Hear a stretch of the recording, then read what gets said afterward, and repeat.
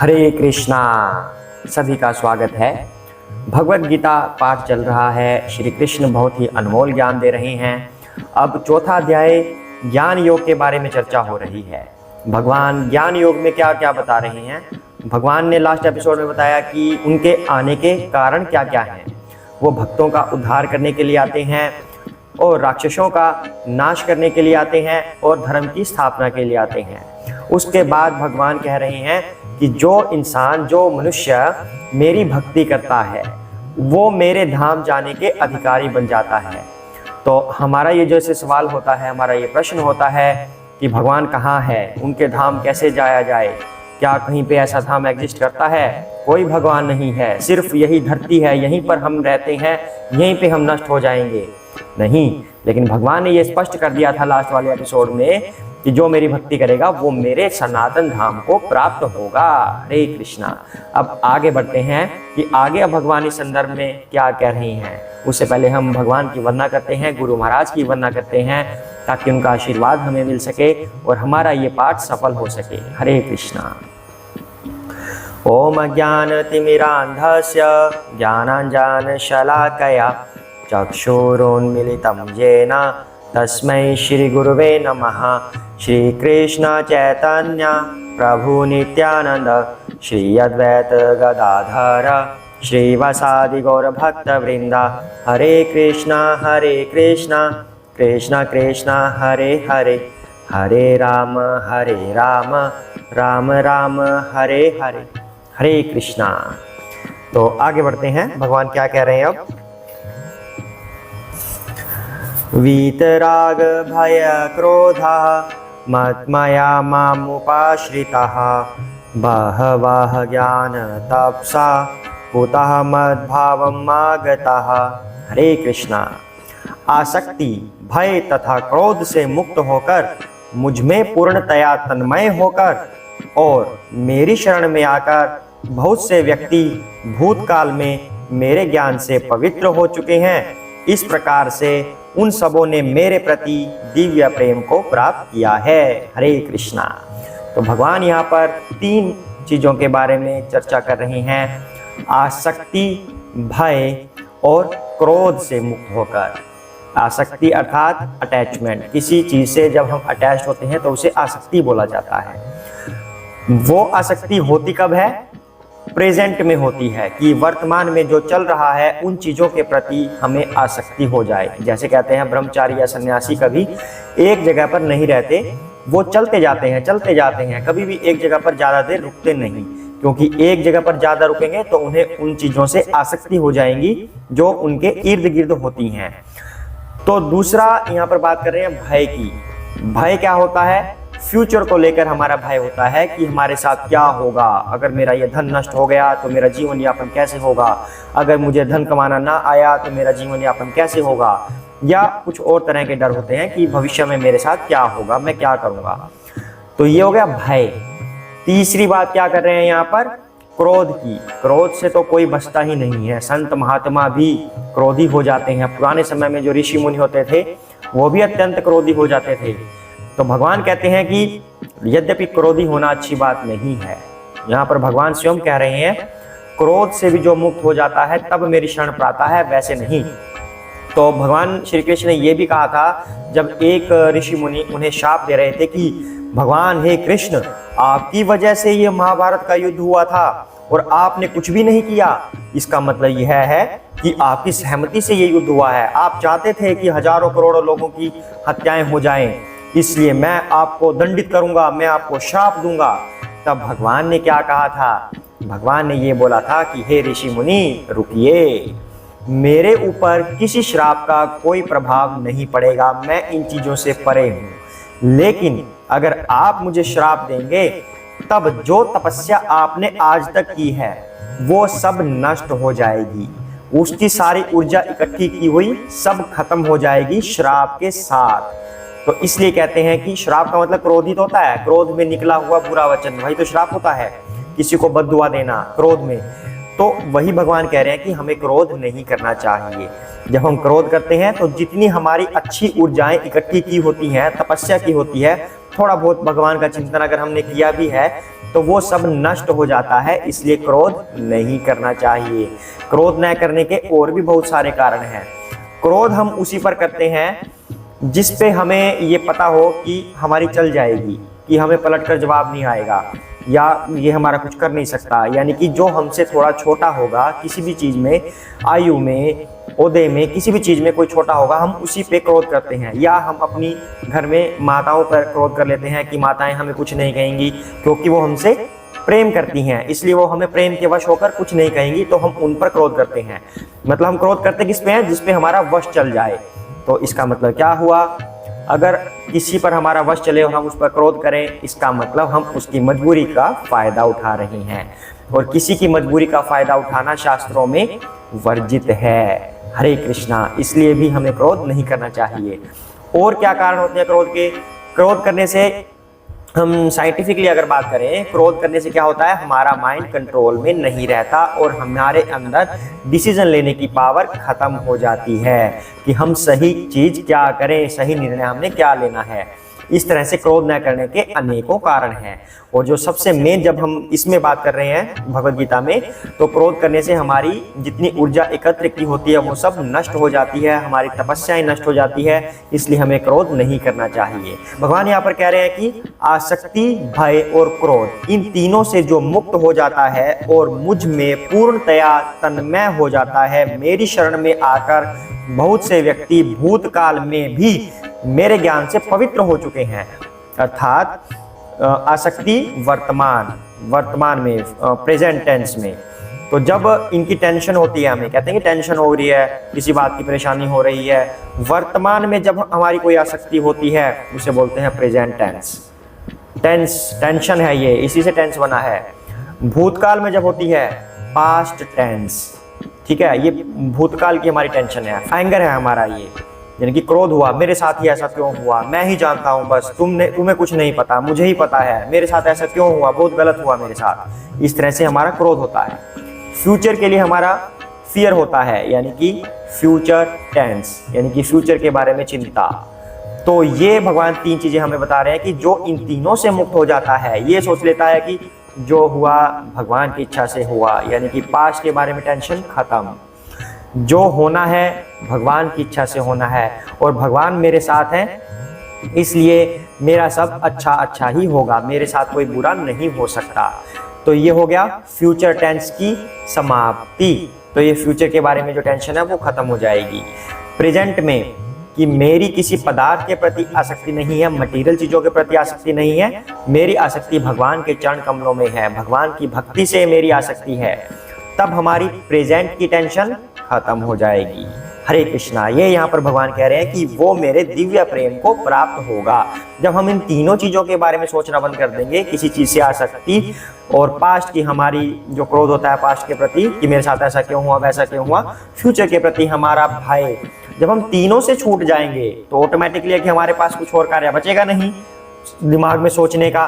दिमाग में ये चीजें सोचते हैं, हम किसी चीज से अटैच होते हैं वो सोचते हैं, किसी चीज के बारे में क्रोधित होते हैं वो सोचते हैं, किसी चीज से हमें डर होता है वो सोचते हैं। जब ये तीनों चीजें हमारे दिमाग से निकल जाएगी, हमारा दिमाग शांत हो जाएगा, तब शांत दिमाग हमेशा भगवान की दिव्य प्रेमामय भक्ति को प्राप्त होता है। यही भगवान यहाँ पर कह रहे हैं। हरे कृष्णा। आगे बढ़ते हैं। ये यथा मां प्रपद्यन्ते तान तथा एव भजामि अहम् मम अनुवर्तन्ते मनुष्याः पार्थ सर्वशः। हरे कृष्णा। जिस भाव से सारे लोग मेरी शरण ग्रहण करते हैं उसी के अनुरूप मैं उन्हें फल देता हूँ। हे पार्थ, प्रत्येक व्यक्ति सभी प्रकार से मेरे पथ का अनुगमन करता है। हरे कृष्णा। यहाँ पर भगवान ये कह रहे हैं कि जो व्यक्ति मुझे जिस रूप में चाहता है मैं उसी के अनुरूप बन जाता हूँ। जो व्यक्ति मुझे कहता है कि मुझे प्रभु 10% फल चाहिए, मैं उसे 10% फल देता हूँ। जो कहता है 50% चाहिए, मैं उसे 50 देता हूँ। जो कहता है प्रभु मैं 100% समर्पित हूँ, तो उसे मैं 100% फल देता हूँ। तो इसका मतलब क्या हुआ? अब भगवान के कुछ अलग अलग रूप होते हैं। जैसे सबसे पहले ब्रह्म। ब्रह्म किसे कहते हैं?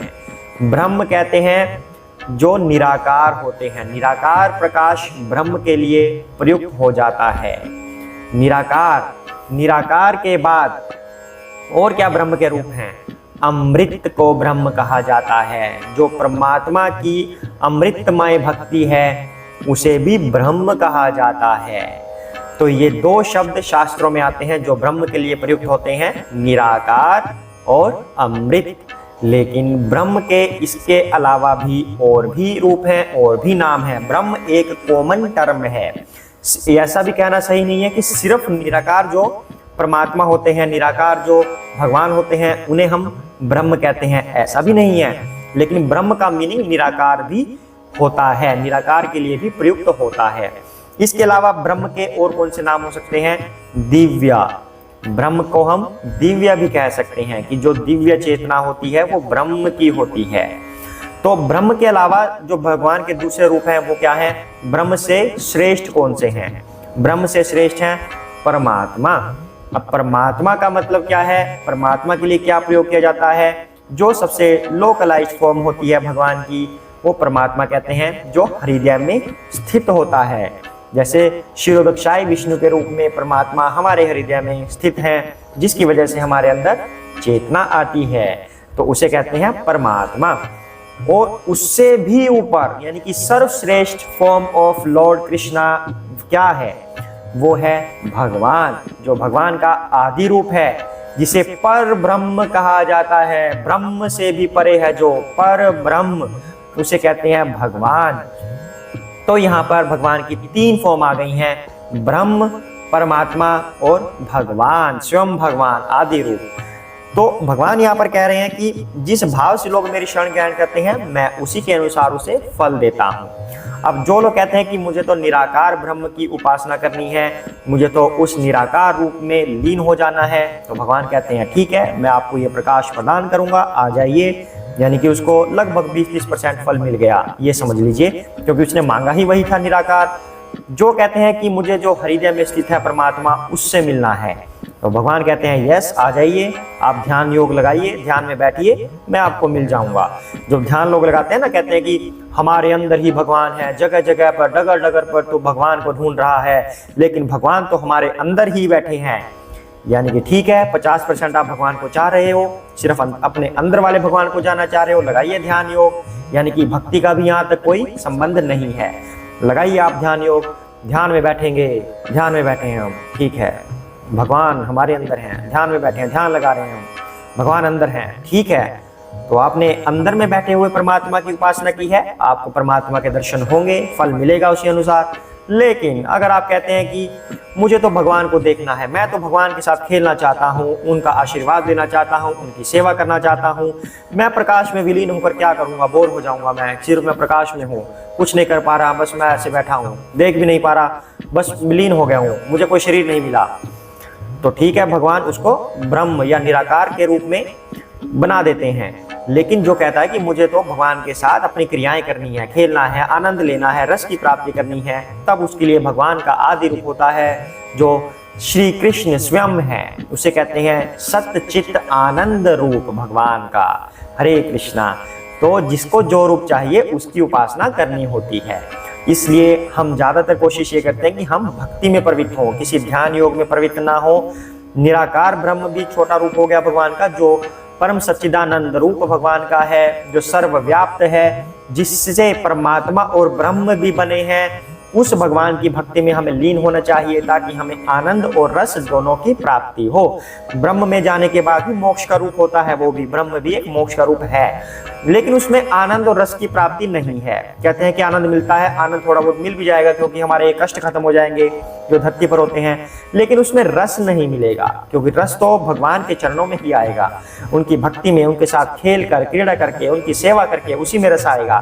तो वो रस तो हमें फिर भगवान के जो आदि रूप हैं वहीं प्राप्त होगा। इसलिए हम भगवान की भक्ति की तरफ हमें आगे बढ़ना चाहिए। उसके बाद बात आती है, निराकार का दूसरा कोई और नाम भी हो सकता है, जिसका शरीर नहीं होता, उसे निराकार कहते हैं, अशरीरम। लेकिन इसका मतलब यह नहीं है कि कोई शरीर ही नहीं है, कह देते हैं कि जिसका शरीर नहीं है, अशरीरम, निराकार उसे बोल दिया। नहीं, शरीर ना होने का मतलब है कि ये भौतिक शरीर नहीं है, हार्ड मास से बना हुआ ये शरीर नहीं है, दिव्य शरीर है जिसे कभी भूख नहीं लगती, प्यास नहीं लगती, वो भी ब्रह्म में आता है। लेकिन ब्रह्म एक बहुत छोटी इकाई है भगवान की। दूसरी बात यहाँ पर आती है निर्गुण की। अब कहते हैं कि निर्गुण ब्रह्म, निर्गुण जिसमें कोई गुण नहीं होता, ऐसे बोल दिया जाता है, जबकि ये सत्य नहीं है। निर्गुण का मतलब क्या होता है? जो प्रकृति के तीनों गुणों से परे है, सतगुण, रजगुण, तमगुण, तीनों गुणों से जो परे है, यानी कि तीनों गुण जिस पर प्रभाव नहीं डालते, उसे निर्गुण कहा जाता है। कई बार ये बात उठती है कि ब्रह्म, निराकार ब्रह्म निर्गुण है, बाकी सब सगुण है, भगवान सगुण है, ये निर्गुण है। नो, तीनों ही निर्गुण में आते हैं। भगवान भी निर्गुण है क्योंकि वो प्रकृति के तीनों गुणों से परे हैं, परमात्मा भी निर्गुण है क्योंकि वो प्रकृति के तीनों गुणों से परे हैं, ब्रह्म भी निर्गुण है क्योंकि वो भी प्रकृति के तीनों गुणों से परे है। सभी निर्गुण में आते हैं। साकार निराकार होता है, भगवान का आकार है, भगवान की आकृति है, उसे साकार कहते हैं, लेकिन तीनों निर्गुण हैं। सगुण का मतलब होता है जिसमें कोई ना कोई गुण होता है, लेकिन भगवान अपने आप को किसी भी गुण में प्रकट दिखा सकते हैं कि मेरे अंदर ये गुण है, प्रकट दिखा सकते हैं अपने आप को किसी भी गुण में, तब सगुण कहलाते हैं। लेकिन तीनों ही रूप निर्गुण के हैं। हरे कृष्णा। तो यहाँ पर जो ब्रह्म शब्द है ये नहीं है कि सिर्फ निराकार के लिए प्रयुक्त हुआ, निराकार के लिए भी प्रयुक्त हुआ, लेकिन निराकार के लिए ही प्रयुक्त होता है ऐसा नहीं है। अलग अलग संदर्भ में ब्रह्म की अलग अलग व्याख्या हो सकती है। जैसे दिव्य रूप है, दिव्य रूप तो भगवान का भी है, सिर्फ ब्रह्म का नहीं है, भगवान का भी है। तो ये कुछ टर्म्स कॉमनली यूज की जाती हैं ब्रह्म के लिए, लेकिन सिर्फ ब्रह्म के लिए यूज हो ऐसा नहीं है। तो आगे चलकर हम इस पर और चर्चा करेंगे कि ब्रह्म एक्चुअल में होता क्या है। दूसरी बात ये आती है कि आत्मा के लिए भी ब्रह्म का प्रयोग कई बार कर दिया जाता है, क्योंकि आत्मा भी हमारी जन्म से परे होती है, यानी कि जन्म मृत्यु से जो परे हो उसके लिए भी ब्रह्म का प्रयोग हो जाता है। आत्मा भी इससे परे है तो आत्मा भी ब्रह्म है। लेकिन हमें उपासना किसकी करनी चाहिए, भक्ति किसकी करनी चाहिए? जो पर ब्रह्म है, ब्रह्म से भी परे है, जो भगवान श्री कृष्ण है। हरे कृष्णा। और उसके बाद भगवान साथ में ये कह रहे हैं कि हे पार्थ, प्रत्येक व्यक्ति सभी प्रकार से मेरे पथ का अनुगमन करता है। अर्थात कोई व्यक्ति मुझे मित्र मानता है, कोई मुझे पुत्र मानता है, कोई मुझे पिता मानता है, कोई मुझे स्वामी मानता है। तो जिस रूप में वो मुझे भजता है मैं उसे उसी रूप में दर्शन देता हूँ, उसी के अनुरूप उसके साथ कार्यान्वित होता हूँ। अगर मुझे कोई पुत्र मानता है तो मैं उसके पुत्र की तरह ही उनके साथ व्यवहार करता हूँ। कोई मुझे स्वामी मानता है तो मैं स्वामी की तरह ही उनकी रक्षा करता हूँ, पिता की तरह ही उनकी रक्षा करता हूँ। ये यहाँ पर भगवान कह रहे हैं। अर्थात हम जिस तरह से भगवान को चाहेंगे उसी तरह भगवान बन जाते हैं। हरे कृष्णा। आज के लिए हम इतना ही करते हैं। आज भगवान ने बड़ी सुंदर बात हमें बताई है। जो हमारे डेली रूटीन में सवाल होते हैं, प्रश्न होते हैं भगवान के प्रति, उनका भगवान बड़ी सरलता से उत्तर हमें दे रहे हैं। सबसे बड़ा प्रश्न तो हमारा यही होता है कि हम भगवान को किस रूप में पूजें। तो भगवान कह रहे हैं किसी भी रूप में आप मुझे पूज सकते हो, निर्गुण के रूप में, परमात्मा के रूप में, या मेरे आदि रूप में भगवान श्री कृष्ण के रूप में आप मुझे पूज सकते हो, मेरी भक्ति कर सकते हो, या माता पिता के रूप में, पुत्र के रूप में, पिता के रूप में, ऐसे भी तुम मेरी भक्ति कर सकते हो। जिस रूप में आप चाहोगे मैं उसी रूप में आपके साथ व्यवहार करूंगा। लेकिन डिपेंडिंग अपॉन कि हम कितना % भगवान के पास जाना चाह रहे हैं। अगर हम 100% जाना चाह रहे हैं तो हमें श्री कृष्ण की भक्ति में लीन होना होगा। हरे कृष्णा। आज के लिए इतना ही करते हैं। सभी साथ में बोलेंगे जय श्री कृष्ण चैतन्य प्रभु नित्यानंदा श्री अद्वैत गदाधर श्री वसादि गौर भक्त वृंदा। हरे कृष्ण कृष्ण कृष्ण हरे हरे, हरे राम राम राम हरे हरे। हरे कृष्णा।